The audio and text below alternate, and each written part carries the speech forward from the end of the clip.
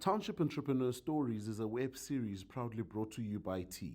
We profile small businesses nationwide that are providing services and products ekasi. Hi, my name is Natasha Santos, former Miss Mpumalanga, and this time I am a business founder of Tash Fragrances. My brand name is basically called Tash Newage Beauty. You can find me on Instagram at Tash_Newage Beauty.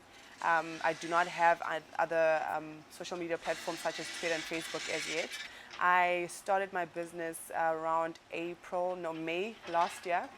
And the reason being was because I finished my varsity years in public relations and communication, and so couldn't find a job. I always had a dream of starting my own business, and fun enough, I'm a spiritual person. This came as a dream. It came to me literally in a dream, and it called me to, I guess, Abokoko were telling me which direction to go.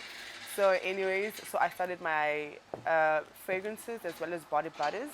I'm looking to grow my business, and so I'm very excited about this journey. I would love to get your support. You can find me on Instagram, like I had mentioned, Tash_Newage Beauty. My number is 067 964 0747, 067 964 0747. I am looking to have diffusers and more of other stuff that are actually in the pipeline that I can't really mention now.